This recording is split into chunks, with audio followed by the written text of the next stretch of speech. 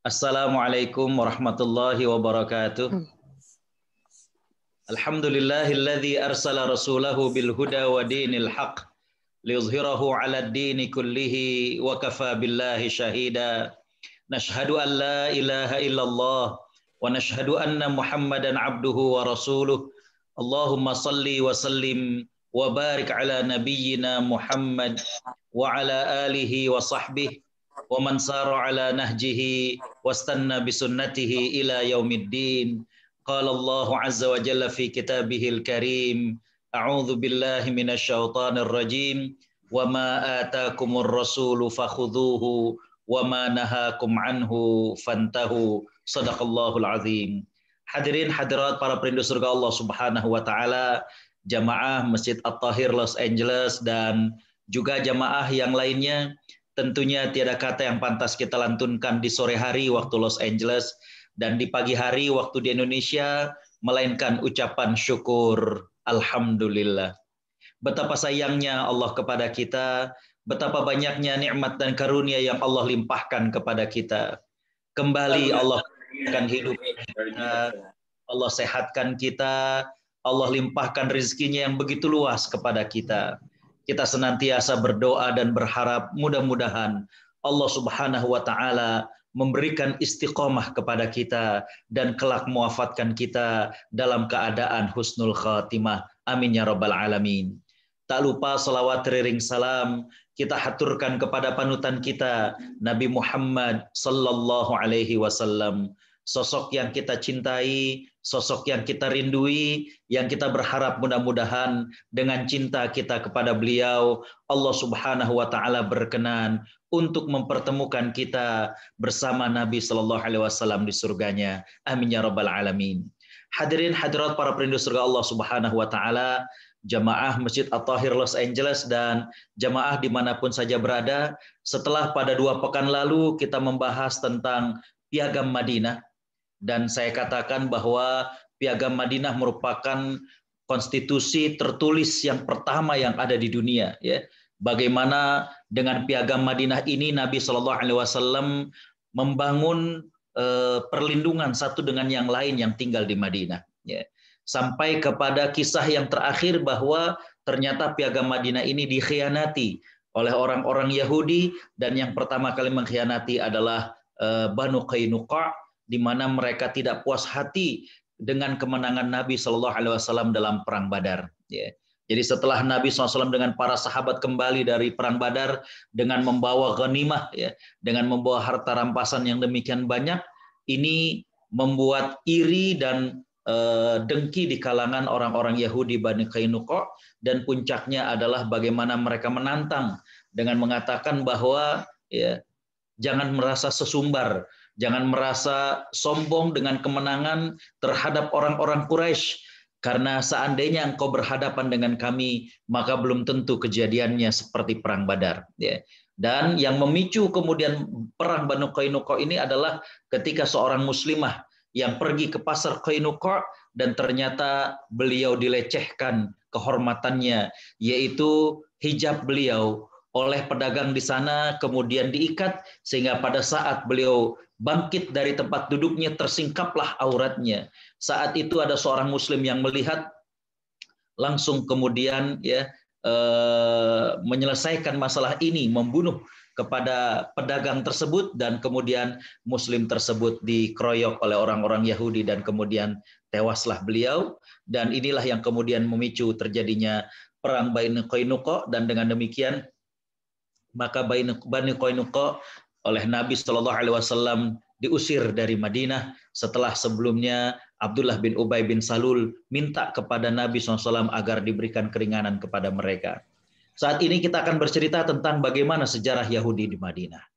Hadirin hadirat para perindu surga Allah Subhanahu wa taala, ya. Memang agak sulit untuk kemudian mencari tahu pastinya kapankah Yahudi ini ke Yathrib atau ke Madinah. Namun paling tidak ada 2 riwayat, ya, yang menjelaskan tentang hal tersebut. Yang pertama adalah hadis dari Hanzalah. Hanzalah ini adalah sahabat Nabi Shallallahu Alaihi Wasallam yang dikenal dengan Ghasil.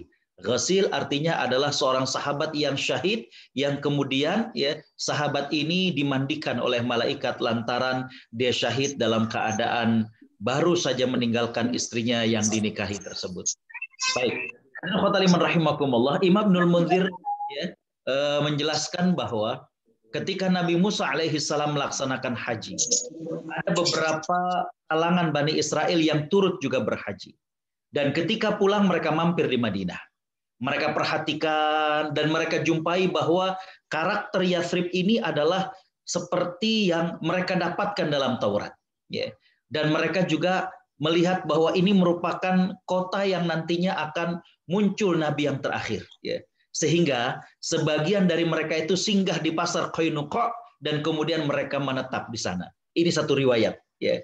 Imam Ibnul Munzir meriwayatkan bahwa ya dari tadi saya katakan ya dari Sulaiman bin Abdullah bin Hanzalah Al-Ghasil radhiyallahu an, yang satu lagi adalah dari Abu Ubaidah bin Abdullah bin Amr bin Yasir bin Ammar bin Yasir, di mana dalam riwayat ini diceritakan bahwa Nabi Musa alaihissalam melaksanakan haji. Jadi memang haji ini adalah syariat yang cukup lama, dan saya mengatakan dalam pertemuan yang sebelumnya kemudian orang-orang Quraisy melakukan penyimpangan, ya, di mana kemudian mereka-mereka yang tawaf di sekitar Ka'bah dalam keadaan tanpa busana alias telanjang. Ya, jadi Nabi Musa alaihissalam sempat membawa Bani Israel, dan ketika mereka kembali dan melewati Yathrib, mereka melihat bahwa kota ini adalah kota yang dijanjikan dalam Taurat, bahwa di kota inilah nanti akan muncul Nabi yang terakhir, sehingga kemudian beberapa orang menetap di sana. Itu riwayat yang pertama. Riwayat yang kedua dari sahabat Abu Hurairah radhiyallahu anhu. Ya. Ini saya katakan karena memang peristiwa sebelum Nabi SAW, di mana sahabat Abu Hurairah menceritakan bahwa Bukhtanasar, ya, raja diraja saat itu, ya, yang menguasai Babilonia, ya, dan dikatakan bahwa Bukhtanasar ini membantai Yahudi. Sehingga dengan kondisi yang tidak stabil seperti ini, kondisi politik yang tidak stabil ini menjadikan kalangan Yahudi menyebar ke berbagai daerah. Sehingga ketika mereka ke berbagai daerah, ya, mereka mendapati Yathrib ini cocok dengan apa yang disampaikan dalam kitab suci mereka. Ya. Di mana hadirin khothaliman rahimakumullah, banyak pohon kurmanya. Ya. Sebagian juga ada yang kemudian menetap di Syam, ya, Yaman, dan lain sebagainya. Nah, hadirin khothaliman rahimakumullah, jadi inilah dua riwayat. Ya. Riwayat yang pertama dari sahabat Abu Hurairah, bahwa orang-orang Yahudi dalam hal ini Bani Israel, pertama kali ke Madinah itu lantaran mereka sepulang haji bersama Nabi Musa alaihissalam dan mendapatkan bahwa kota Yathrib ini adalah kota seperti yang dijanjikan dalam Taurat. Tapi dalam riwayat yang kedua, ya, yang pertama dari dua sahabat, yang kedua dari sahabat Abu Hurairah, ya, diceritakan bahwa sebabnya itu adalah karena masalah politik, ya. Karena masalah ketidakstabilan kondisi saat itu yang menjadikan orang-orang Yahudi di sekitar Babilonia, yaitu kemudian mereka harus pergi meninggalkan tempat tinggal mereka, maka mereka ke daerah Hijaz, mereka ke daerah Syam, mereka ke daerah Yaman, dan salah satunya sebagian mereka kemudian mendapatkan ada kota yang seperti dijanjikan dalam Taurat, bahwa kota tersebut penuh dengan kebun kurma, maka mereka yakin bahwa ini adalah salah satu tempat, ini adalah merupakan tempat yang nanti Nabi terakhir akan diutus di sana.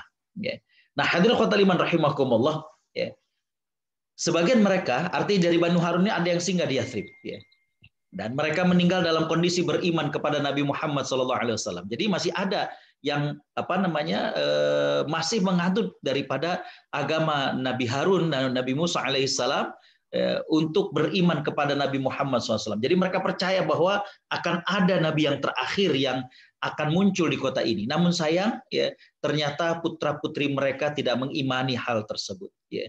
Kafir, ya. Bahkan ketika Nabi SAW tiba ke Madinah, mereka orang-orang Yahudi yang ada di Qainuqa ini termasuk orang-orang yang membenci, iri, dengki kepada Nabi SAW. Ya. Nah, hadirin khothaliman rahimakumullah, ini yang saya katakan bahwa mereka ini justru yang berusaha untuk melakukan pengkhianatan terhadap piagam Madinah yang sudah dilakukan oleh Nabi SAW dengan mereka. Ya. Hadirin khothaliman rahimakumullah, itulah dua data sejarah.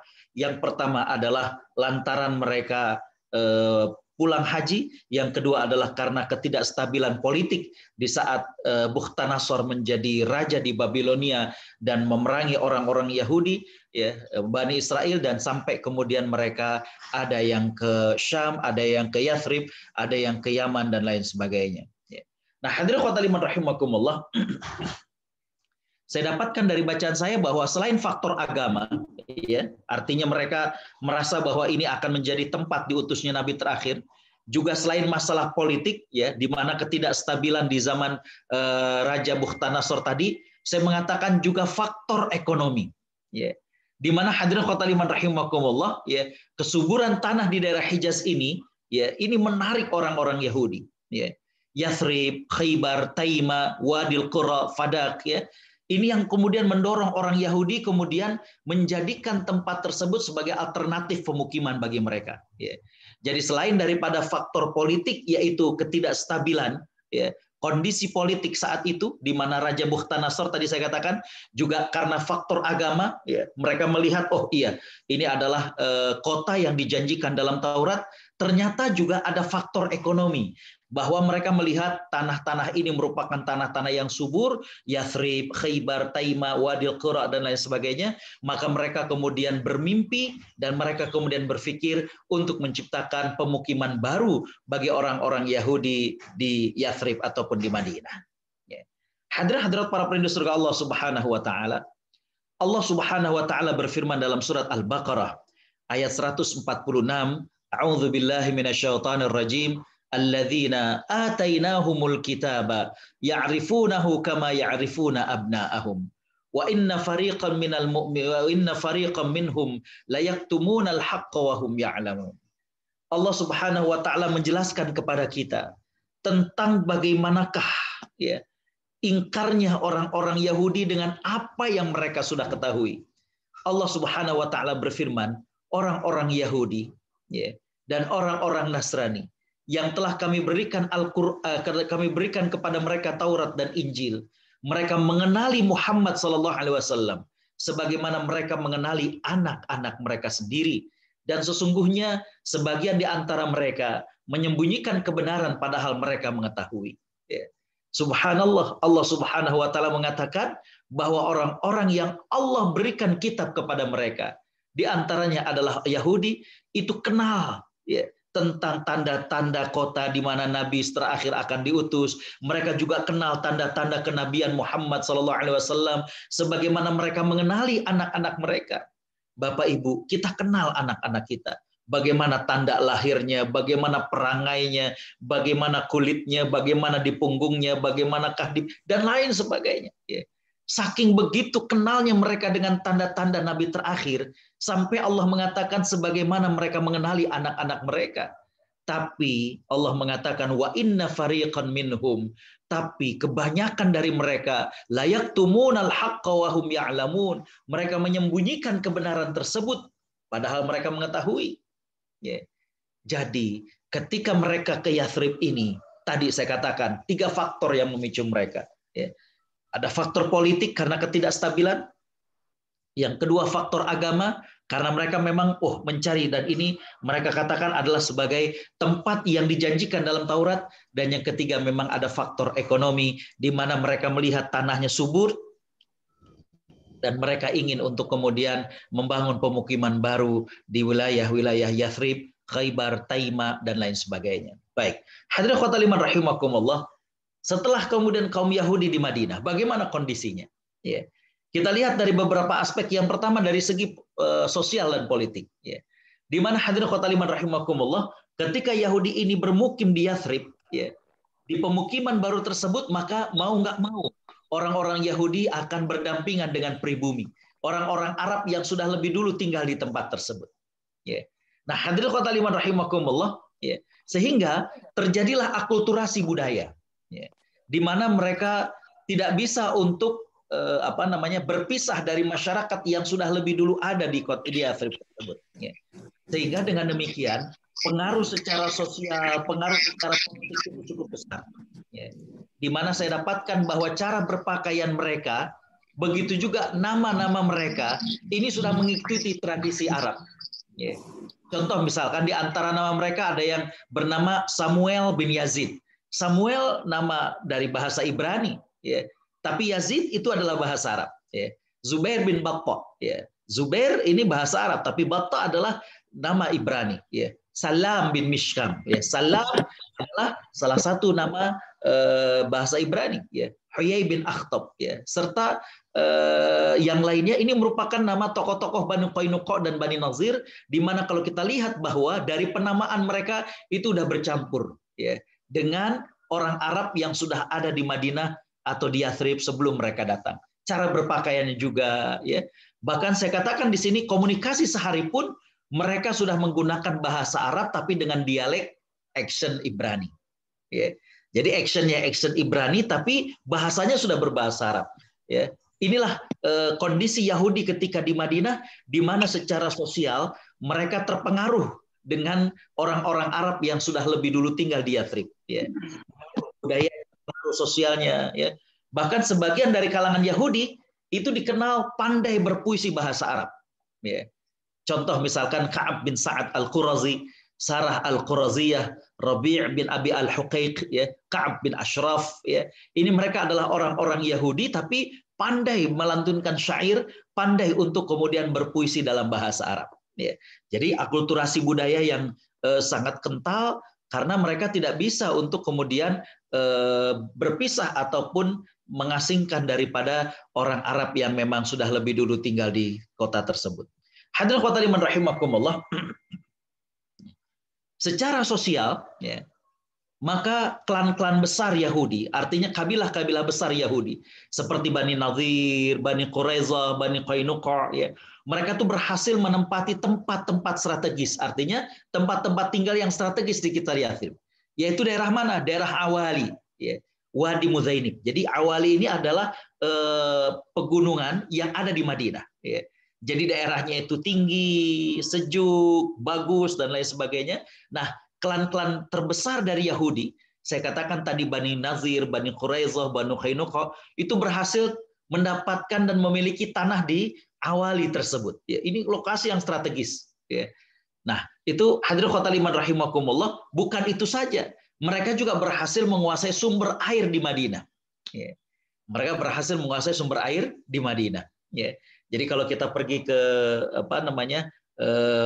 Madinah atau Yathrib, maka tidak banyak sumber-sumber air, dan itu ternyata orang-orang Yahudi ketika mereka hijrah ataupun mereka kemudian migrasi ke Madinah, mereka selain menempati tempat-tempat dan tanah-tanah yang strategis, mereka juga berhasil menguasai sumber air di Madinah. Ya. Hadirin khotaliman rahimakumullah, ya.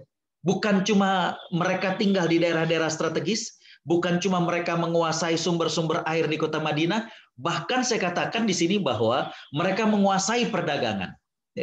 Pasar Bani Qainuqa ini menjadi pasar yang paling ramai, dan dia merupakan jantung ekonomi di Madinah, di pasar Bani Qainuqa ini. Jadi saya katakan tadi dari segi sosial dan politik, bagaimana orang-orang Yahudi di Madinah ini mereka hidup berdampingan dengan orang-orang Arab di sana, dan mereka juga terjadi pengaruh dalam cara berpakaian, bahasanya, namanya, ya. Kemudian juga selain dari masalah sosial tersebut, ternyata mereka juga menguasai wilayah-wilayah strategis untuk menjadi pemukiman ataupun tempat tinggal.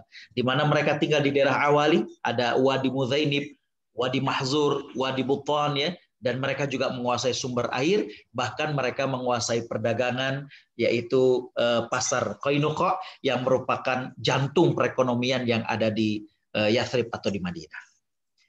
Bapak Ibu Allah Subhanahu wa taala rahmati, namun sejak kedatangan Aus dan Khazraj ini adalah dua klan Arab, ya, yang besar yang berasal dari Azad, ya. Jadi Aus dan Khazraj ini memiliki darah keturunan dari Azad, Al-Azdiyah, ya. Azad ini adalah di Yaman. Ibu Nabi SAW, ya, ini Al-Azad, ya. Dan hadirin khotaliman rahimakumullah, dominasi di Yahudi mulai pudar, ya, karena bangsa Arab, artinya suku Aus dan Khazraj ini cukup pandai mereka untuk kemudian menguasai ekonomi yang ada di Madinah. Aus dan Khazraj berhasil menggeser posisi Yahudi, meskipun, ya, untuk daerah-daerah tempat tinggal yang strategis dan subur masih menjadi pemukiman dan kebun orang-orang Yahudi. Tapi untuk kondisi sosial, ya, kemudian juga kemasyarakatan, maka dengan datangnya Aus dan Khazraj ini membuat orang-orang Yahudi kemudian tergeser posisinya dengan kedatangan Aus dan Khazraj. Ya. Hadirin khotaliman rahimakumullah, ya. Apa yang dilakukan? Nih orang Yahudi memang terkenal eksklusif, ya. Ketika melihat bahwa kedatangan suku Aus dan Khazraj ini dan cukup menggeser dari posisi mereka, maka mereka semakin tertutup, semakin eksklusif. Ya. Maka mereka kemudian membangun perkampungan yang kokoh, ya, bahkan dalam bentuk benteng. Ya. Dalam bahasa Arab disebut dengan atom, ya, semi benteng, dan rotij, rumah berdinding tanah liat. Padahal dulu itu belum demikian. Artinya ini adalah tempat-tempat yang kokoh. Ya. Beberapa pakar sejarah mengatakan di Madinah, ya, saat itu lebih dari 59 atom dan rotij. Artinya lebih dari 59 tempat semi benteng yang punya orang-orang Yahudi. Ya. Kalau di sebagian wilayah di Amerika, di Eropa, itu mungkin disebut dengan ghetto. Ya. Jadi bagaimana orang-orang Yahudi ini mereka eksklusif dan mereka tinggal terpisah, dan mereka berusaha untuk kemudian melindungi diri mereka, self perlindungan. Jadi perlindungan mandiri agar jangan sampai kemudian kenapa-napa dikarenakan pengaruh daripada Aus dan Khazraj yang semakin besar. Ya. Jadi kembali bahwa orang-orang Yahudi, ya, membuat bangunan dan rumah mereka bukan sekedar bangunan, tapi semi benteng, ya, dan rumah dinding tanah liat yang kokoh. Ya. Jadi ini saya kira sampai sekarang pun banyak di antara orang-orang Jews, ya, baik di Amerika maupun di Australia ataupun di Eropa, yang pola hidupnya itu mereka berkumpul, kemudian juga mereka eksklusif, ya, sekolahnya tersendiri, kemudian juga pasarnya tersendiri, bangunan rumah mereka tinggi-tinggi dan lain sebagainya. Ya, itu yang kurang lebih mereka lakukan ketika di Madinah. Setelah kita tahu bagaimana keadaan Yahudi dari segi sosial, dari segi ekonomi, ya, politik yang ada di Madinah, maka hadirin khotaliman rahimakumullah, saya tambahkan bahwa ternyata, ya, orang-orang Yahudi juga mengalami perpecahan di kalangan internal mereka. Ya. Sehingga mau nggak mau mereka kemudian harus bersekutu dengan orang-orang Arab yang ada. Ya. Menjadikan mereka harus berkoalisi dengan orang-orang Aus dan Khazraj yang saat itu memiliki pengaruh yang besar terhadap orang setempat. Ya. Akhirnya kemudian, ya, perpecahan ini menjadikan Bani Qainuqa berkoalisi, ya, beraliansi, bersekutu dengan kaum kaum Khazraj, sedangkan Bani Nazir dan Bani Quraidah ini berkoalisi ataupun bersekutu dengan Bani Aus. Ya. Jadi Bani Qainuqa dengan Khazraj, Bani Nadir dan juga Bani Quraidah dengan suku Aus. Ya, jadi masing-masing berusaha untuk kemudian bersekutu dengan masyarakat Arab yang ada di kota Yathrib tersebut. Ya. Perpecahan ini ternyata hadirin khotaliman rahimakumullah semakin memperlemah mereka. Ya, klan-klan besar ini justru kemudian berpisah satu dengan yang lainnya, yang membuat mereka mau nggak mau harus kemudian menempel, bersekutu kepada bangsa Arab yang memang kuat saat itu, yaitu Aus dan Khazraj. Hadirin khotaliman rahimakumullah, setelah kita tahu bagaimana kondisi sosial, kondisi politik, ya, maka yang berikutnya adalah aspek politik saat orang-orang Yahudi berada di Madinah. Ya. Dari segi aspek politik, maka kita sampaikan Bani Nazir dan Bani Quraidah ini, mereka dua kabilah ini menguasai ladang-ladang dan kebun-kebun yang subur di Madinah. Ya. Bani Nazir dan Bani Quraidah. Mereka menguasai lahan-lahan subur dan lahan-lahan strategis yang mereka gunakan untuk kebun-kebun kurma. Ya. Sedangkan Bani Qainuqa ini nguasain pasar. Ya. Jadi Bani Qainuqa menguasai pasar, yang tadi saya katakan bahwa pasar Qainuqa ini merupakan jantung perekonomian di kota Madinah. Sedangkan dua klan yang lain, yaitu Bani Nazir dan Bani Quraidah, kalau mereka menguasainya adalah tanah-tanah yang strategis, menguasai kebun-kebun kurma yang ada di Madinah. Ya. Hadirin khotaliman rahimakumullah, Bani Nazir dan Bani Quraidah ini membawa cara bercocok tanam ketika orang-orang Yahudi ini di Palestina. Jadi mereka mewarisi bagaimanakah cara bercocok tanam dari orang-orang di Palestina, dan itu ternyata berhasil ya. Kebun-kebun kurma mereka subur, hasilnya juga melimpah ya, dan lain sebagainya ya. Nah, hadirin khotimah rahimakumullah ya. Bukan itu saja, bukan cuma mereka menguasai kebun kurma, menguasai pasar di Madinah, tapi mereka juga membawa teknologi-teknologi ringan yang ini kemudian mereka lakukan di Madinah, yaitu bagaimana kemahiran mereka dalam membuat perhiasan, kemahiran mereka dalam membuat pakaian, kemahiran mereka dalam membuat senjata, kemahiran mereka dalam membuat alat-alat pertanian dan yang lain sebagainya. Sehingga dengan demikian semakin mengokohkan kondisi dominasi Yahudi atas ekonomi yang ada di Madinah. Ya. Tadi saya katakan bahwa sudahlah dua kabilah besar dari orang Yahudi ini, yaitu Bani Nazir dan Bani Quraizoh, menguasai lahan-lahan subur. Bani Qainuqa menguasai pasar Qainuqa, ya, dan mereka juga ternyata membawa ya, cara model bercocok tanam di Palestina mereka terapkan di Madinah, dan ternyata cocok sekali sehingga kemudian kebun-kebun kurma mereka subur, hasilnya juga melimpah ya. Bukan itu saja, tadi saya katakan bagaimana mereka juga punya kemahiran, punya keterampilan yang ini kemudian layak untuk mereka jual, seperti misalkan kerajinan dan kemahiran mereka membuat pakaian, baju perang, senjata, alat-alat pertanian, sehingga kemudian ekonomi mereka semakin kokoh di Madinah. Hadirin khotimah rahimakumullah. Ya. Namun sebagaimana yang Allah Subhanahu Wa Taala firmankan, ya, berkaitan dengan orang-orang Yahudi ini bahwa mereka akaluna lis-suht. Ya. Mereka ini adalah pemakan riba. Ya. Maka didapati dalam sejarah bahwa praktek-praktek ribawi itu tumbuh subur. Ya. Bagaimana bunga riba ini ditetapkan kepada si peminjam dengan bunga yang tinggi, ya, sehingga kadang jumlah hutang itu artinya jumlah bunganya lebih besar daripada jumlah uang yang dipinjam, ya, karena bunganya terus berbunga, sehingga kemudian ya, ribanya itu artinya kelebihannya itu jauh lebih besar daripada uang yang sempat dipinjam. Sehingga dengan demikian yang kaya menjadi semakin kaya dengan konsep ribanya, dan yang miskin makin terpuruk ya. Bahkan tidak sedikit yang kemudian memicu banyak konflik dikarenakan ketidakadilan ini. Ya. Jadi terjadi bagaimana kriminalitas, terjadi bagaimana pertikaian satu dengan yang lain, karena kenapa? Ribawi yang membuat tidak nyaman satu dengan yang lain. Ya. Jadi Bapak Ibu Allah Subhanahu Wa Taala rahmati, itulah kondisi ekonomi saat Yahudi menetap di Madinah. Mereka memang menguasai kebun kurma, mereka menguasai pasar, ya. Mereka juga terampil, mereka bikin baju perang, kemudian mereka bikin alat-alat pertanian. Cuma sayang mereka menjadi orang-orang yang mempraktekkan riba, sehingga saya katakan tadi yang miskin menjadi semakin miskin, bahkan tidak sedikit yang bunga dari pinjamannya jauh lebih besar daripada uang yang dipinjam. Ini yang kemudian banyak menimbulkan konflik. Ya. Kondisi yang berikutnya adalah dari segi aspek pendidikan dan agama. Ya. Dari segi aspek pendidikan dan agama, ya, tadi hadirin khotimah rahimakumullah, orang-orang Yahudi ini kan eksklusif, ya, sehingga berkaitan dengan pendidikan dan agamanya juga mereka sangat eksklusif, ya, di mana orang-orang Yahudi ini membangun tempat-tempat pendidikan keagamaan secara khusus yang dikenal dengan Bait al-Midras.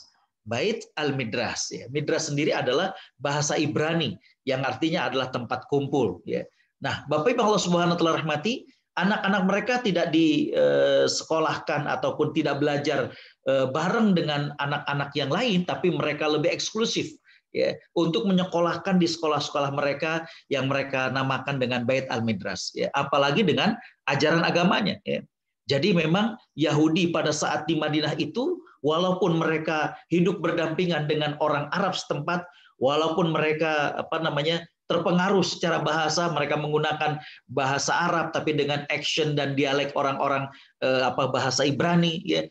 Tapi ternyata untuk hal-hal kayak pendidikan, hal agama mereka itu eksklusif, ya. Di mana saya katakan bahwa mereka mengembangkan pendidikan dan tradisi keagamaan tersendiri. Ya. Dan mereka namakan sekolah mereka dengan Bait al-Midras. Ya. Jadi inilah kondisi Yahudi ketika berada di Madinah. Secara sosial, tadi saya katakan, bagaimana secara sosial ini mereka adalah para pendatang, ya, tapi mereka bisa hidup berdampingan dengan orang-orang Arab yang ada di sana. Secara ekonomi, mereka banyak menguasai kebun-kebun kurma, menguasai pasar, ya. Bahkan tadi saya katakan, mereka juga menguasai sumber-sumber air, ya, sumur dan lain sebagainya. Tapi hadirin khotal iman rahimakumullah, mereka mempraktekkan riba, mereka melakukan hal-hal yang menjadikan ketidaknyamanan hidup bermasyarakat saat itu. Adapun kondisi pendidikan dan agama, ya tadi sudah disampaikan bagaimana orang Yahudi dengan kebiasaan mereka yang eksklusif ini, maka secara pendidikan juga mereka membangun tempat khusus untuk mereka yang mereka beri nama dengan Bait al-Midras. Ya. Di situ anak-anak mereka belajar pelajaran-pelajaran dan mereka juga belajar tentang agama. Ya. Jadi memang eksklusif. Ya. Baik, hadirin khotul iman rahimakumullah. Poin yang terakhir adalah bagaimana berakhirnya Yahudi di Madinah. Ya. Kalau kita kembali kepada pelajaran 2 pekan yang lalu, bagaimana hadirin khotul iman rahimakumullah, ada 3 klan terbesar, ada 3 kabilah terbesar Yahudi di Madinah, yaitu Bani Qainuqa, Bani Nazir, dan Bani Quraizah. Nah, hadirin khotul iman rahimakumullah, Bani Qainuqa ini, ya, seperti yang tadi saya sampaikan di awal, ini ternyata sangat iri dengan kemenangan Nabi dalam perang Badar. Ya. Jadi menyaksikan bagaimana Nabi Muhammad dengan para sahabat bersukacita, ya, dengan kemenangan mereka dalam perang Badar, ini membuat Yahudi Banu Qainuqa itu kemudian geram. Ya.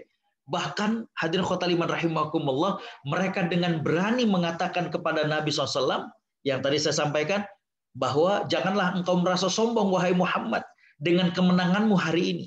Ya. Tapi kalaulah engkau berhadapan dengan kami, maka belum tentu hasilnya seperti sekarang. Artinya ya belum tentu menang lah gitu ya. Tidak hanya sekedar di ucapan mereka melakukan hal ini. Ya. Bahkan juga ternyata iri mereka, dengki mereka itu sampai kepada perbuatan yang menjadikan akhirnya piagam ataupun perjanjian Madinah itu dibatalkan. Ya. Di mana hadirin khotul iman rahimakumullah, ya, ada seorang muslimah yang bermaksud untuk memperbaiki sesuatu di pasar Qainuqa, dan ternyata saat dia duduk, ya, dengan kurang ajarnya, ya, orang yang bekerja di pasar tersebut, dia kemudian mengikatkan hijab daripada muslimah tersebut, sehingga pada saat kemudian dia terbangun, pada saat dia bangkit, terbukalah dan tersingkaplah auratnya. Wanita ini berteriak. Saat itu ada seorang muslim yang datang, maka kemudian dia bunuh pekerja tersebut, tukang dagang tersebut, tapi kemudian muslim ini dikeroyok oleh orang-orang Yahudi sehingga kemudian meninggal dunia. Ya. Nabi SAW sangat marah luar biasa. Ya. Wajah beliau terlihat sekali ketika perang Bani Qainuqa ini. Ya. Sangat-sangat merah sekali. Ya. Tangan beliau bergetar. Ya. Saking begitu kesalnya beliau dengan apa yang dilakukan oleh Bani Qainuqa. Bisa dibayangkan, perang Badar itu tahun kedua Hijrah. Menurut riwayat perang Bani Qainuqa itu adalah bulan Syawal. Kita bisa bayangkan bulan Syawal tahun kedua Hijrah. Berarti piagam Madinah itu baru sebentar sudah dilanggar oleh Bani Qainuqa tersebut.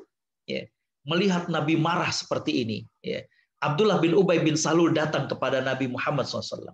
Dia merayu, ya, agar jangan sampai Nabi Muhammad SAW kemudian membunuh mereka semuanya. Ya. Nabi SAW terdiam. Dirayu lagi, sampai kemudian yang ketiga kali Nabi SAW kemudian mengatakan, sekarang terserah engkau. Artinya terserah. Lalu kata Nabi SAW, lihat wajah mereka di sini lagi. Maka kemudian Bani Qainuqa ini, ya, pindah meninggalkan kota Yathrib atau kota Madinah, dan mereka kemudian pindah ke daerah Khaybar. Ya. Jadi kembali bahwa pengkhianatan yang pertama itu adalah dilakukan oleh orang-orang Bani Qainuqa. Ya. Dan itu baru berapa bulan, ya, sejak piagam Madinah itu dibuat, mereka ternyata sudah berkhianat. Ya. Mereka berhasil mempermalukan seorang muslimah. Ya. Jadi kembali bahwa Ini yang kemudian menjadikan orang-orang Qainuqa ini harus kemudian terusir. Jadi bukan Nabi Shallallahu Alaihi Wasallam mengusir tanpa sebab, tapi karena mereka melanggar piagam Madinah yang sudah disepakati baik Muslim maupun orang-orang Yahudi yang tinggal di Madinah saat itu.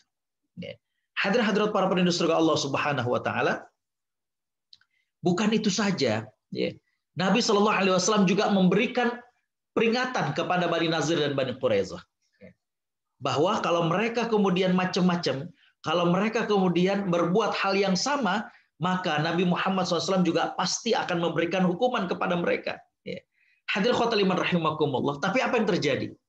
Orang-orang munafik, yaitu Abdullah bin Ubay bin Salul, dengan liciknya dia mendatangi Bani Nazir, dengan liciknya dia mendatangi Bani Quraisyah, mengiming-imingi mereka semuanya, bahwa kalau mereka berani menghadapi Muhammad SAW, dan kemudian Muhammad dengan sahabat-sahabatnya ini kalah, maka Bani Nazir dan Bani Quraisyah akan diberikan kebun-kebun milik kaum muslimin.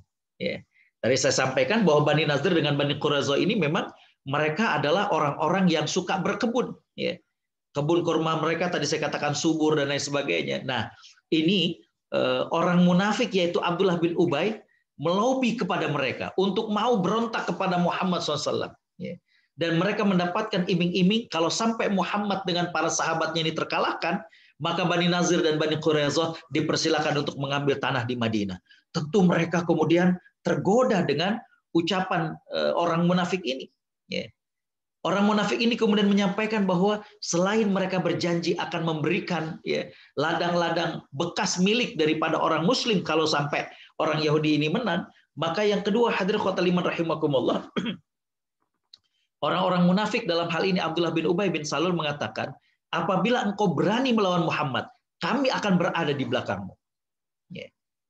Sekian pasukan siap untuk membantu kalian. Ini menjadikan Bani Nazir dengan Bani Quraisyah ini makin pede mereka, makin percaya diri mereka. Karena kenapa? Mereka merasa akan dibantu oleh Abdullah bin Ubay bin Salul dan juga rekan-rekannya.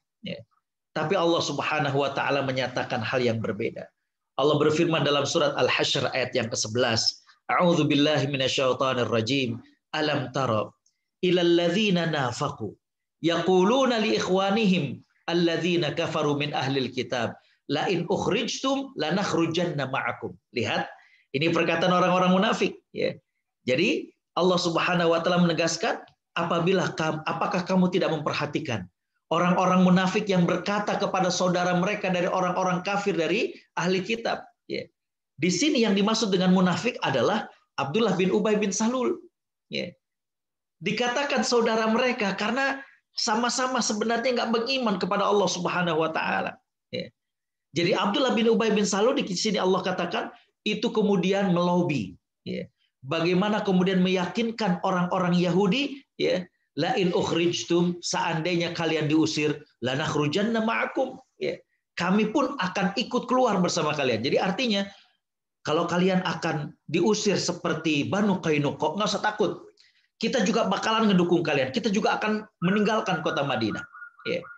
Hadirin khotaliman rahimakumullah, Allah melanjutkan, wala nuti'u fikum ahadan abada. Wa in qutiltum lanansurannakum wallahu yashhadu innahum lakadzibun. Subhanallah. Sekiranya kalian diusir, kami pun akan keluar bersama kalian. Dan kami selama-lamanya tidak akan patuh kepada siapapun untuk menyusahkan kalian. Kata mereka, ini kata mereka. Dan jika kalian diperangi, pasti kami akan membantu kalian. Dan Allah menyaksikan bahwa orang-orang munafik itu sungguh benar-benar adalah pendusta. Jadi Bani Nazir dengan Bani Quraisyah udah percaya diri nih, bahwa mereka akan mendapat support dari kaum muslimin. Mereka akan mendapatkan dukungan dari orang dalamnya Nabi Muhammad SAW. Tapi ternyata Allah Subhanahu Wa Taala sudah mengingatkan tentang orang-orang munafik yang berjanji akan bersama dengan orang-orang Yahudi kalau sampai mereka diusir, atau bahkan mereka akan ikut berjuang bersama orang-orang Yahudi kalau mereka sampai kemudian diusir. Tapi apa yang terjadi? Hadirin khotaliman rahimakumullah, ketika Nabi SAW menyerang kepada Bani Nazir dan Bani Quraisyah, maka penyerangan ini nggak berlangsung lama. Nggak berlangsung lama. Beda ketika Nabi menaklukkan Banu Qainuqa. Ketika Nabi Shallallahu Alaihi Wasallam menaklukkan Bani Qainuqa itu sampai 15 hari, ya, dikepung, ya, sehingga kemudian udah nggak bisa melakukan apa-apa, baru mereka akhirnya pasrah, dan disitulah Nabi Shallallahu Alaihi Wasallam, ya, bermaksud untuk menghukum mereka, tapi kemudian dilobi oleh Abdullah bin Ubay bin Salul. Ya. Jadi kembali bahwa kalau dengan Bani Nazir dan Bani Quraisyah nggak perlu waktu lama, ya. Membutuhkan waktu cuma 1 malam. Ini membuat orang-orang Bani Nazir dan Bani Quraisyah ini ketakutan, ya, berada dalam pengembukan tersebut. Akhirnya mereka menyerah dan mereka sepakat untuk meninggalkan Madinah. Jadi hadirin khotul iman rahimakumullah, lihat, ya, bagaimana Nabi Shallallahu Alaihi Wasallam, ya, dengan gagahnya dengan bersama para sahabat berhasil mengepung orang Yahudi Bani Quraisyah dengan Bani Nazir dalam waktu hanya 1 malam. Ya. Akhirnya mereka menyerah. Dan kemudian hadirin khotul iman rahimakumullah, mereka sepakat untuk meninggalkan kota Madinah. Nah, hadirin khotul iman rahimakumullah, Nabi Shallallahu Alaihi Wasallam mengizinkan kepada mereka, ya, untuk pergi meninggalkan kota Madinah. Ini kan tadi saya katakan di sini bahwa mereka sepakat untuk meninggalkan kota Madinah. Nabi mengizinkan mereka untuk meninggalkan kota Madinah, tapi, ya, Nabi Shallallahu Alaihi Wasallam mensyaratkan mereka boleh bawa barang-barang mereka. Mereka boleh bawa onta-onta mereka. Mereka boleh bawa kuda-kuda mereka. Tapi mereka tidak boleh untuk membawa senjata mereka keluar dari Madinah. Artinya ketika mereka ingin keluar Madinah, senjata mereka ditinggalkan. Ya. Tapi apa yang terjadi? Hadirin khotul iman rahimakumullah, saking begitu dengkinya orang Yahudi kepada Nabi Muhammad SAW.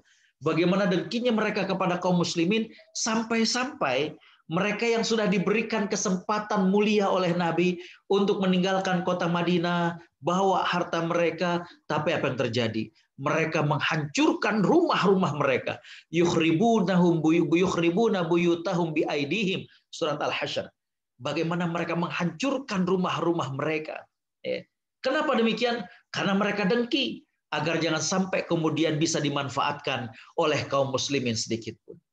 Jadi saking dengkinya mereka, ya, padahal Nabi sudah memberikan keringanan kepada mereka untuk meninggalkan kota Madinah tanpa merasa takut, ya. Untuk meninggalkan kota Madinah cukup, hadirin khotul iman rahimakumullah, meninggalkan senjata-senjata mereka, tapi ternyata mereka dengki, mereka iri, ya.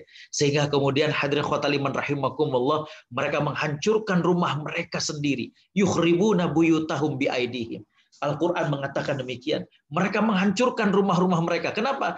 Agar tidak bisa dimanfaatkan oleh kaum muslimin. La haula wa la quwata illa billah. Ya. Saking begitu irinya, saking begitu dengkinya, saking begitu bakhilnya, sampai mereka tidak ingin kalau bekas rumah mereka ini kemudian dimanfaatkan oleh kaum muslimin. Hadirin khotul iman rahimakumullah, hanya satu saja di antara mereka yang kemudian masuk Islam, ya. Sebagian dari mereka kemudian berangkat ke Syam, ya. Sebagian lagi bergabung dengan orang-orang Yahudi di Khaybar. Nah, hadirin khotul iman rahimakumullah, setelah perang Khaybar inilah di mana Nabi menganalisa bahwa yang menjadi pemicu, yang menjadi penyebab masalah-masalah yang ada adalah orang Yahudi. Maka ketika selesai perang Khaybar, Nabi Shallallahu Alaihi Wasallam mengumumkan bahwa tidak boleh lagi orang-orang Yahudi, ya, berada di kota Madinah saat itu. Jadi sejak perang Khaybar dan bersih mereka dari kota Madinah, maka tidak diperkenankan Madinah diinjak oleh orang-orang yang kafir, dalam hal ini adalah orang-orang Yahudi. Ya. Hadirin khotul iman rahimakumullah, ya. Jadi secara ringkas bahwa orang-orang Yahudi ini, ya, datang ke Yathrib atau datang ke Madinah karena beberapa aspek, karena beberapa kondisi. Kondisi yang pertama adalah karena kondisi politik, ya, di mana Raja Bukhtanasir saat itu, ya, mencari-cari orang-orang Yahudi, dia mempekerjakannya sehingga kemudian membuat orang-orang Yahudi menyebar. Ya. Saya katakan ada yang ke Syam, ya, ada juga yang ke Yaman, dan ada yang kemudian di Madinah. Ya. Nah, hadirin khotul iman rahimakumullah, di Madinah mereka hidup dengan orang-orang yang ada di sana. Mereka berbahasa Arab, ya, cuma actionnya Ibrani, ya. Mereka juga, hadirin khotul iman rahimakumullah, menguasai tempat-tempat yang strategis, ya, tempat untuk bercocok tanam, tempat untuk berdagang, ya. Bagaimana mereka juga, hadirin khotul iman, secara ekonomi, ya, menguasai ladang-ladang kurma yang kemudian subur, melimpah, dan lain sebagainya. Mereka juga hadirin khotimah rahimakumullah menguasai pasar yang ada di Qainuqa, ya. Tapi sayang disayang, tadi saya katakan mereka mempraktekkan menerapkan riba sehingga kemudian sering menimbulkan konflik satu dengan yang lain. Ya. Begitu juga tadi saya sampaikan bagaimana kondisi pendidikan mereka, kondisi keagamaan mereka, dan lagi-lagi bahwa ternyata yang melanggar daripada perjanjian itu adalah orang-orang Yahudi. Bagaimana Bani Qainuqa mereka melanggar perjanjian sehingga kemudian Nabi SAW ya mengusir mereka dan mereka sebagian besar tinggal di Khaybar. Dua kabilah yang lain ternyata kemakan dengan ucapan orang munafik. Ya. Bagaimana orang munafik ini berjanji bahwa mereka akan bersama dengan orang-orang Yahudi sehidup semati untuk memerangi Muhammad SAW. Tapi apa yang terjadi? Mereka tidak muncul sama sekali sehingga hadirin khotimah rahimakumullah, Bani Nazir dengan Bani Quraisyah ini kemudian diusir dan mereka sebagiannya tinggal di Khaybar, sebagian kembali ke daerah Syam.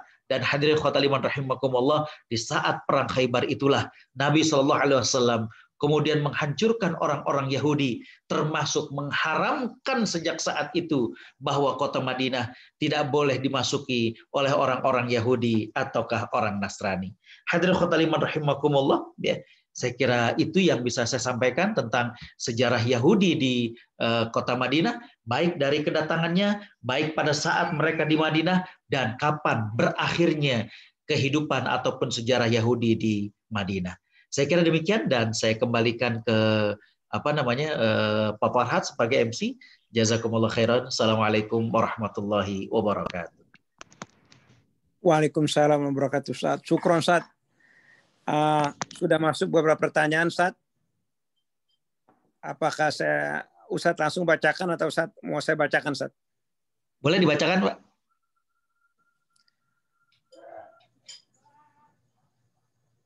Assalamualaikum warahmatullahi wabarakatuh. Ustaz, Raja Bukhtanar apakah sama dengan Raja Nebukadnezar yang jalim terkenal di buku sejarah dunia, juga dari Babilonia? Ya.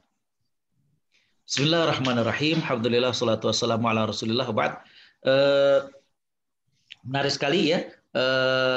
Nebukadnezar atau Bukhtanasar banyak yang menganggap sama dua raja ini. Ya. Jadi saya pernah baca dalam sejarah bahwa Nabi SAW mengatakan akan ada 4 raja yang menguasai dunia. 2 raja Muslim artinya beriman kepada Allah dan 2 raja itu kafir. Raja yang Muslim itu adalah Dzulqarnain dan juga Nabi Sulaiman. Ya. Dan yang kafir itu adalah ya, Bukhtanasar atau Nebukadnezar dan yang satu lagi adalah Namrud. Ya. Jadi dengan demikian Bukhtanasar dengan Nebukadnezar itu wallahu alam sependek yang saya tahu itu adalah sama. Ya, wallahu alam. Yang kedua, Ustaz, tentang maksud dari janji pertama dan janji kedua untuk Bani Israel yang ada di surat Al-Isra ayat 5 dan 7. Ya. Bismillahirrahmanirrahim. Alhamdulillah salatu wassalamu ala Rasulillah. Bapak Ibu Allah Subhanahu wa taala rahmati ya. Ini mesti kita buka dulu tentang janji pertama dan janji kedua. Cuma hadirin khotimah rahimakumullah yang pastinya ya di mana Bani Israel ini kita perlu lihat konteksnya. Apakah Bani Israel yang ada dalam surat Al-Isra tersebut adalah Bani Israel yang bersama dengan Nabi SAW? Ataukah itu Bani Israel di zaman Nabi Musa alaihissalam? Ya. Yang pastinya memang Allah Subhanahu wa taala hukum kepada Bani Israel karena mereka melakukan banyak sekali pelanggaran sehingga mereka yatihuna fil ardi arba'ina sana. Mereka itu dibikin linglung selama 40 tahun. Ya, jadi wallahu alam kalau memang di surat Al-Isra ya maka saya lebih berpandangan bahwa itu adalah kisah Bani Israel di zaman Nabi Musa alaihissalam dan setelahnya. Bukan Bani Israel ataupun orang Yahudi yang ada di Madinah pada saat Nabi SAW hijrah ke Madinah. Saya kira demikian, nanti akan saya coba buka lagi.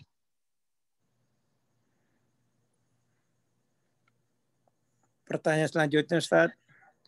Apakah kaum Yahudi yang saat ini masih ekstrem melakukan dakwah seperti kaum Nasrani dan Muslim, mengapa mereka berpakaian hitam-hitam dengan topi bulat hitam besar dan rambut panjang menjuntai di kepala bagian kiri dan kanan. Ya. Bismillahirrahmanirrahim. Alhamdulillah salatu wassalamu ala Rasulillah wa ba'd. Hadirin khotaliman rahimakumullah, ya.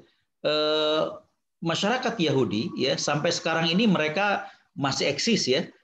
Dan saya kira mereka masih banyak bisa kita temui di Amerika, di Australia, dan tadi saya katakan, saya jadi teringat kalau ketika di Australia, terutama di daerah Sydney, di Sydney itu ada Sydney Jewish Museum, jadi ada sejarah Yahudi di Sydney, dan di situ digambarkan bagaimana pertama kali pemukiman orang-orang Yahudi di Sydney. Mereka menguasai sekitar pantai, daerah Bondi Beach, ya. Kemudian mereka ke daerah-daerah sekitar pantai dan tidak jauh dari daerah-daerah city. Makanya kalau yang ke Sydney itu daerah-daerah tadi saya katakan kayak di Madinah ya, daerah-daerah yang tinggi, daerah-daerah yang bagus, daerah-daerah yang strategis, yang dekat dengan pusat bisnis dan lain sebagainya, itu dikuasai oleh mereka. Dan kita saksikan bahwa mereka memang masih banyak yang berpakaian dengan menggunakan tradisi mereka, ya, dengan topinya, dengan lintingan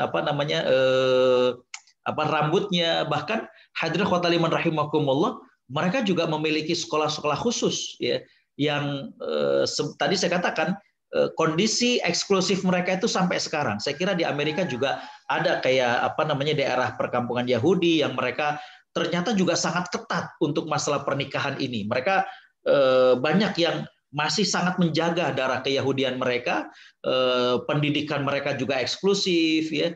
Bahkan makanan mereka juga mereka banyak yang sangat komitmen yang dikenal dengan kosher, ya. Saya ingin mengatakan bahwa kosher itu berbeda dengan makanan halal kita, ya, walaupun dikatakan bahwa orang-orang Yahudi itu secara sembelihan itu sangat-sangat ketat, tapi saya ingin mengatakan bahwa tetap kalau kita naik flight kita mintanya halal food, ya. Walaupun tidak jarang kalau kita naik pesawat itu ketika kita minta halal food mereka mengatakan adanya kosher. Mau nggak kosher, ya? Nah, hadirin khotaliman rahimakumullah, saya mengatakan bahwa beda ya antara halal food dengan kosher, ya. Jadi kembali bahwa memang mereka masih eksis sampai sekarang dan mereka masih menerapkan cara berpakaian seperti itu, kemudian juga sisi eksklusif mereka masih mereka pakai, mereka juga masih sekolah sangat-sangat eksklusif ya, sekolah-sekolah Yahudi ya, kemudian mereka juga anak-anaknya pada bawa bekal dari rumah, jarang yang jajan di mana-mana. Jadi karena mereka sangat-sangat komitmen dengan hal-hal tersebut ya. Jadi kembali bahwa kenapa mereka berpakaian hitam ya karena itu tadi. Itu merupakan pakaian yang dianjurkan dan diajarkan dalam agama mereka. Begitu juga dengan linting-lintingan rambut, kemudian juga peci, ya, topi dan peci cetoknya itu termasuk di antara bagian daripada ritual dan ajaran-ajaran mereka. Ya, saya kira itu wallahu a'lam. Ustaz, ada pengumuman dari Mas Aji, Ustaz, sebentar Ustaz, ya, masalah fundraising. Ya. Mas Aji. Silakan Mas Aji. Ya, insya Allah, sebentar.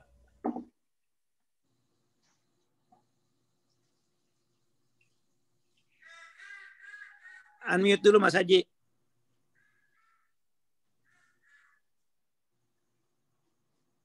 Assalamualaikum warahmatullahi wabarakatuh. Waalaikumsalam warahmatullahi wabarakatuh. Ya, alhamdulillahilladzi hadana li hada wassalatu wassalamu ala asrofil anbiya'i wal mursalin wa ala alihi washabihi ajmain. Pak Farhad, sebelum saya mulai, tolong dikasih jadi co-host, Pak Farhad. Sudah Mas Haji, sudah. Sudah ya? Oke.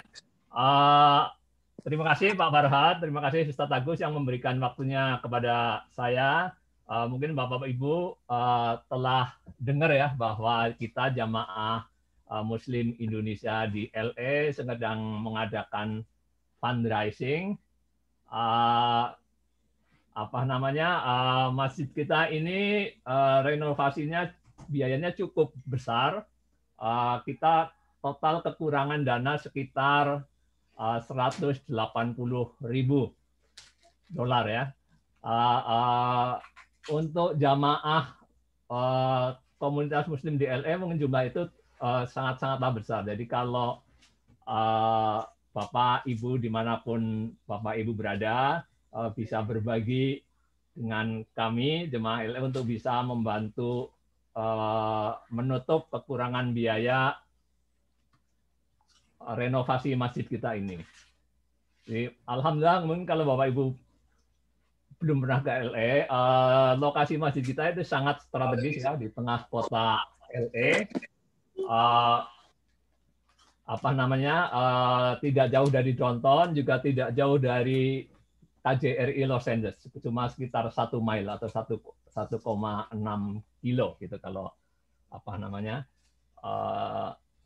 jadi insya Allah sangat strategis, sangat kalau ada orang Indonesia berkunjung ke LA, insya Allah menjadi salah satu tempat singgah orang-orang Indonesia tersebut. Jadi mohon bantuannya, dia berbagi dengan saudara-saudara di tempat tinggal ibu bapak semuanya untuk bisa berbagi beban dengan kita. Jadi renovasi ini udah berlangsung lama. Kita mulai sejak 15 Januari tahun ini, dari awal Januari sebelum COVID. Tadinya rencananya sekitar selesai bulan September. Cuma akhirnya tertunda karena COVID ini bilangnya kontraktor itu kadang ada material yang suplainya lebih lambat, juga inspektor juga kadang nggak selalu datang tepat waktu. Nah, nanti bisa saya share ini statusnya. Statusnya 75% sudah selesai. Saya lihatkan gambarnya, saudara. Saya share screen.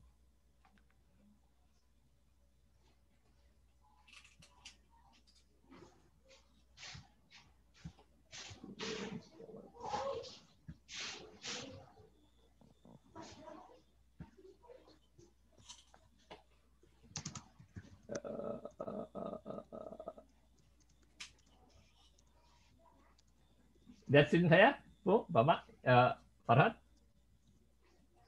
Saya belum, sebentar lagi mungkin. Tapi saya lihat ada lagi sharing screen. Ya. Ada ya? Ya. Oke. Ya, kelihatan. Oke. Ya, ini flyer kita. Ini tampak luar masjid kita. Ini masih ada salibnya. Insya Allah nanti akan kita usahakan ditutup atau diturunkan, masih belum statusnya masih belum fix mau diapakan dulu. Cuma pada prinsipnya nanti salibnya nggak kelihatan, Insya Allah. Ini tampak luarnya, terus kemudian saya F5 mana salah? 1, 2, 3, 4, 5.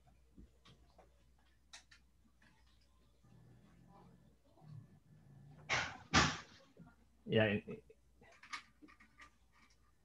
tampak luar. Nah, ini depan dari masjid kita masih banyak sampah. Ini tampak dari sisi sebelah barat kalau salah ini. Nah, ini konstruksi di dalam, ini kubahnya udah kelihatan berbentuk.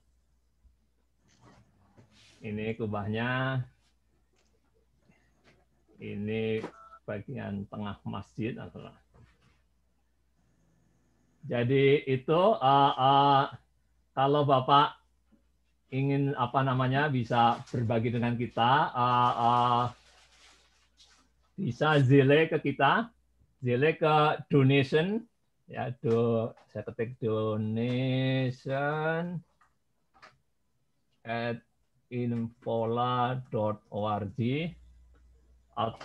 Ini bisa Zelle, bisa juga Venmo, ya, bisa Venmo dan Zelle.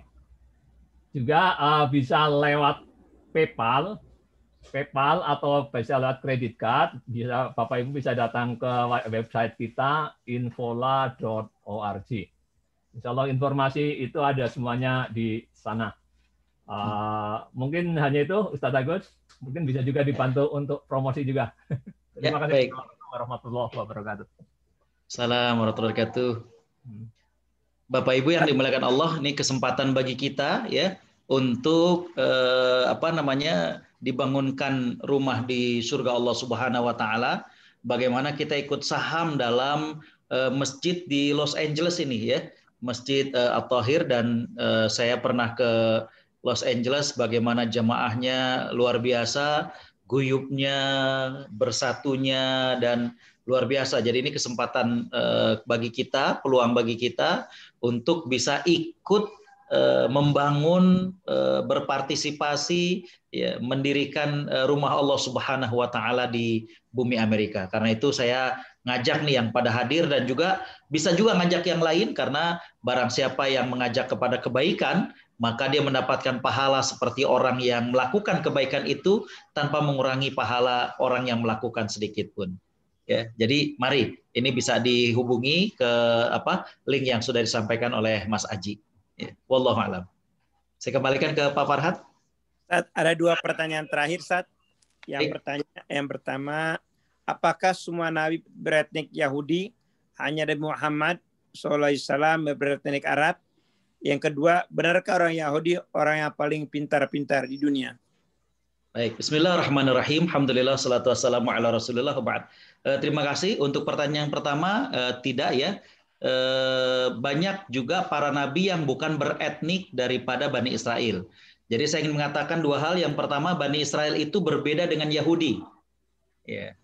Bani Israel ini artinya adalah keturunan Nabi Yakub alaihissalam. Di antara anak Nabi Yakub ada yang namanya Yahuda, Yahudi tadi. Ya.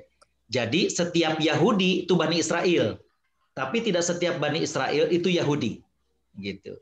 Nah, memang banyak nabi yang berasal dari Bani Israel, banyak nabi yang dari Bani Israel, tapi tidak semuanya, ya, tidak semuanya, ya.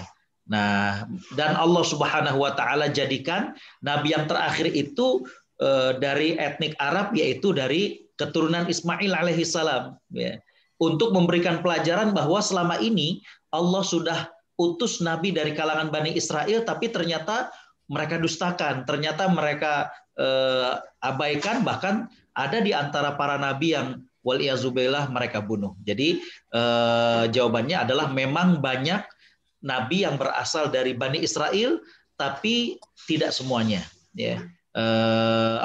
Beberapa nabi itu bukan dari kalangan Bani Israel, dan Allah jadikan nabi yang terakhir itu adalah dari keturunan Ismail, yaitu dari etnik Arab. Yang pertanyaan terakhir adalah, benarkah orang Yahudi itu orang yang paling pintar? Para ulama mengatakan bahwa Allah Subhanahu wa taala ketika berfirman, ya, bahwa Allah mengutamakan, artinya memberikan keutamaan kepada mereka atas orang-orang yang ada di dunia, maka dikatakan bahwa keutamaan itu adalah pada zaman itu. Ya.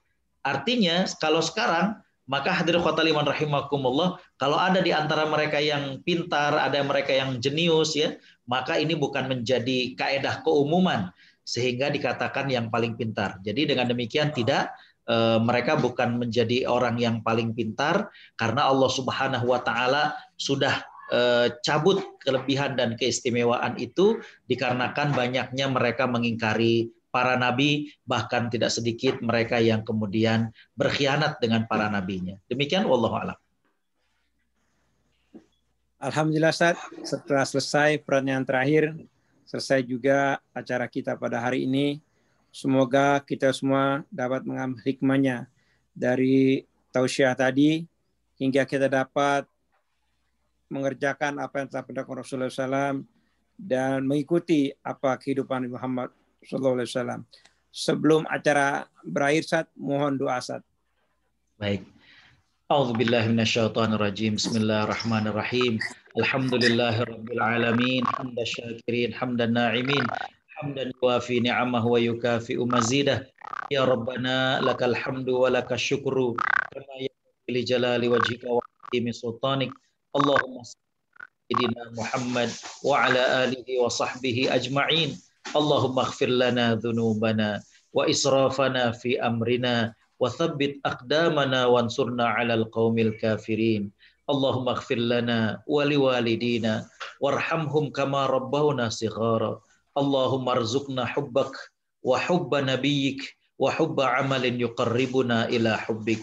Allahumma ya Allah, kami mohon cinta kepadamu, Kami memohon cinta kepada Rasul-Mu. Kami memohon padamu ya Allah untuk dapat mencintai amal-amal yang mendekatkan kami kepada cinta-Mu. Allahumma ya Allah, perbaikilah diri kami. Ampunilah dosa kami, baik yang telah lalu maupun yang saat ini kami lakukan. Ampuni juga dosa ibu ayah kami. Jadikanlah kami anak-anak yang berbakti. Allahumma ya Allah, jadikan anak-anak kami mewarisi akidah dan akhlak daripada Islam. Jadikan anak-anak kami anak-anak yang taat padamu, berbakti pada orang tuanya. Ya Allah ya Tuhan kami, angkatlah segala wabah dan pandemi ini dari negeri kami dan negeri-negeri yang lainnya. Rabbana atina fid dunya hasanah wa fil akhirati hasanah wa qina adzabannar wa bifadli subhanaka rabbina rabbil izzati amma yasifun wa salamun alal mursalin walhamdulillahi rabbil alamin. Alhamdulillah Ustaz, terima kasih Ustaz atas waktunya. Semoga apa-apa yang telah Ustaz sampaikan dapat kita kerjakan dalam kehidupan kita sehari-hari. Amin ya rabbal alamin. Insya Allah kita ketemu lagi 2 minggu ke depan Ustaz. Baik, khair insyaallah. Syukron Ustaz, syukron. Afwan. Pamit Farhad. Oke Ustaz. Semuanya Mas Aji. Terima kasih Ustaz Agus. Sama-sama. Mari. Assalamualaikum. Waalaikumsalam. Bapak-bapak, ibu-ibu jangan lupa donasinya. Alhamdulillah kita udah ngumpulan 53.000 dolar. Alhamdulillah.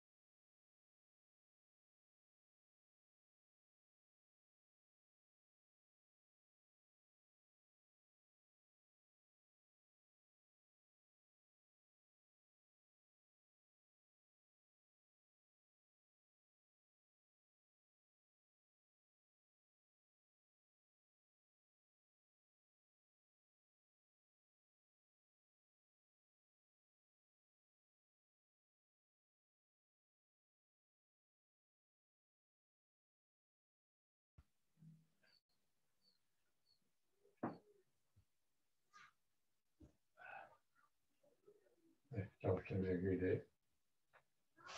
Dikasih subuh Kemana nasi gorengnya di bawah? Susah.